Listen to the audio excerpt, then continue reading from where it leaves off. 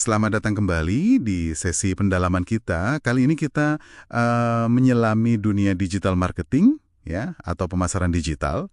Istilah ini kan sering banget kita dengar, ada di mana-mana. Tapi apa sih intinya? Dan gimana caranya bisnis tahu kalau strategi digital mereka itu berhasil gitu? Pertanyaan bagus. Nah, misi kita hari ini tuh membongkar konsep-konsep kuncinya dan tentu saja cara ngukur suksesnya. Siap. Oke, langsung aja ya.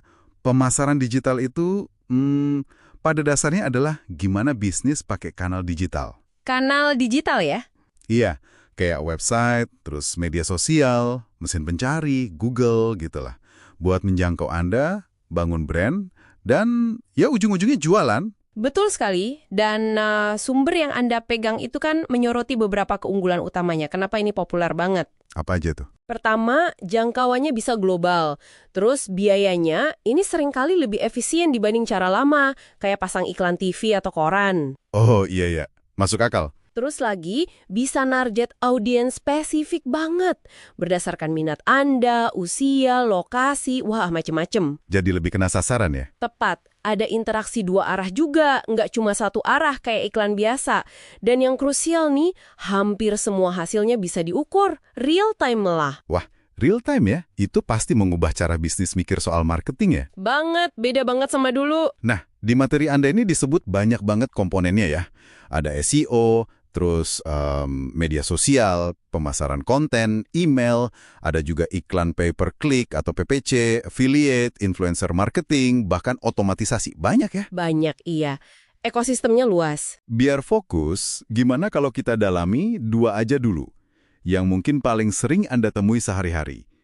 SEO sama pemasaran media sosial. Gimana? Boleh, setuju. Kita mulai dari SEO ya, Search Engine Optimization. Oke. Sederhananya sih, ini usaha gimana caranya biar website bisnis itu muncul di paling atas hasil pencarian Google waktu Anda nyari sesuatu. Oh, biar gampang ketemu ya? Persis. Tujuannya ya dapat pengunjung gratis atau organik istilahnya.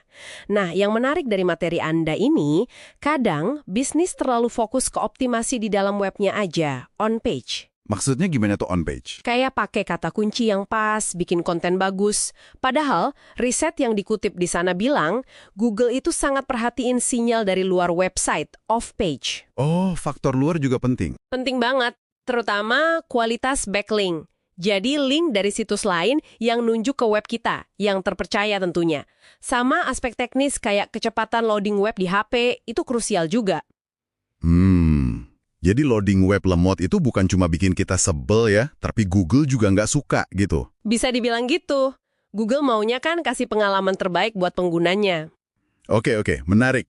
Terus yang kedua, media sosial. Ini kan bukan cuma pasang iklan produk kan ya? Jauh lebih dari itu. Di materi Anda ada contoh bagus soal produk herbal di Instagram atau TikTok. Ah, iya, itu contoh yang pas. Itu kan bukan cuma soal foto produknya bagus, tapi lebih ke bangun interaksi ya. Mungkin pakai video edukasi pendek soal manfaatnya, atau testimoni dari influencer kesehatan? Tepat. Tujuannya bangun koneksi, bangun kepercayaan, bukan cuma hard selling. Nah, nyambung ke pengukuran tadi, disinilah data jadi penting banget kan. Gimana bisnis tahu strategi mana yang jalan? SEO kah? Atau konten medsos tadi? Betul sekali. Seperti yang dijelasin detail di materi Anda itu, mereka pakai yang namanya analytic data. Analitik data. Iya, tools kayak Google Analytics itu, wah, kayak detektif digital lah. Bisa ngelacak jejak Anda. Digital ya? Iya. Dari mana Anda datang ke website? Dari Google, iklan, medsos. Terus, halaman mana aja yang Anda lihat? Berapa lama? Wow. Dan yang paling penting, Anda ngelakuin aksi yang diharapkan nggak? Misalnya isi formulir atau beli produk, itu namanya analisis konversi. Sampai sedetil itu ya. Bahkan di materi Anda disebut ada A/B testing juga. Nah, itu dia, A/B testing. Itu gimana contohnya? Misalnya, mereka coba kirim 2 versi judul email. Isinya sama, judulnya beda dikit. Dikirim ke kelompok kecil audiens. Terus dilihat mana yang lebih banyak dibuka. Oh, jadi diuji coba langsung ya? Iya, atau coba 2 desain tombol beli sekarang di website. Warna beda atau tulisan beda. Mana yang lebih banyak diklik? Semua demi cari tahu apa yang paling efektif buat Anda.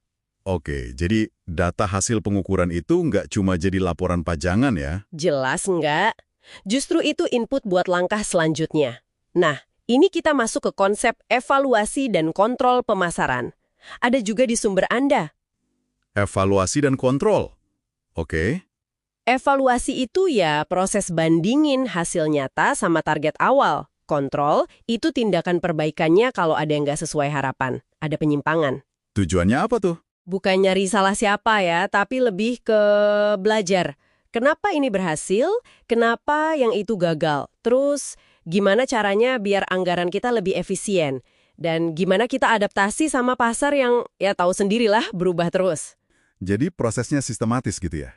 Mulai dari tentuin ukuran suksesnya dulu, KPI ya, Key Performance Indicators. Betul, KPI. Misalnya target konversi atau ROI, Return on Investment dari sebuah kampanye. Yap, Terus kumpulin data, lagi-lagi pakai analitik tadi. data lagi. Lalu dianalisis, bandingin sama target, tarik kesimpulan, terus kasih rekomendasi. Apa yang lanjut, apa yang diubah, apa yang stop mungkin ya. Tepat sekali. Siklusnya begitu terus. Dan kontrolnya ini ada beberapa lapis, seperti yang dijelasin di materi Anda. Lapisannya gimana tuh? Ada kontrol rencana tahunan, ini buat cek target tahunan, misal target penjualan. Ada kontrol profitabilitas, ini buat lihat, produk mana atau area mana sih yang paling untung. Oke. Ada lagi kontrol efisiensi. Ini buat ngukur tim penjualannya efektif nggak, biaya iklannya boros nggak. Sampai kontrol strategis. Strategis itu gimana? Itu buat mastiin strategi jangka panjang perusahaan secara keseluruhan masih nyambung nggak sama tren pasar, sama teknologi baru. Semuanya itu balik lagi ke pengambilan keputusan yang lebih baik berdasarkan data, berdasarkan bukti. Oke. Jadi kalau dirangkum nih buat Anda yang dengerin, pemasaran digital itu sebuah ekosistem yang kompleks, dinamis banget, banyak alat, banyak strategi buat menjangkau Anda. Betul. Optimalkan lagi berdasarkan data perilaku Anda itu. Siklus yang nggak berhenti? Iya, mulai dari hasil pencarian Google yang relevan, karena SEO-nya bagus, sampai iklan di medsos yang kok rasanya pas banget buat Anda. Itu semua hasil dari upaya pemahaman dan pengukuran yang cermat. Dan sebagai penutup nih, mungkin satu pemikiran buat Anda renungkan di rumah. Boleh? Apa tuh? Mengingat gimana personalisasi di dunia digital ini kan bekerja lewat pengumpulan dan analisis data perilaku online Anda ya. Sejauh mana sih interaksi digital Anda sendiri? Apa yang Anda klik, Anda sukai, Anda komentari, atau bahkan yang Anda abaikan, itu ikut membentuk semacam gelembung informasi yang Anda lihat tiap hari. Maksudnya? Ya, data itu kan dipakai buat kasih konten yang relevan buat Anda. Tapi di saat yang sama mungkin nggak sih itu juga malah menyaring sudut pandang lain. Nah, lingkaran umpan balik ini menurut Anda gimana pengaruhnya ke pengalaman Anda dalam mendapatkan informasi sehari-hari? Pertanyaan menarik untuk direnungkan. Terima kasih banyak atas diskusinya. Sama-sama.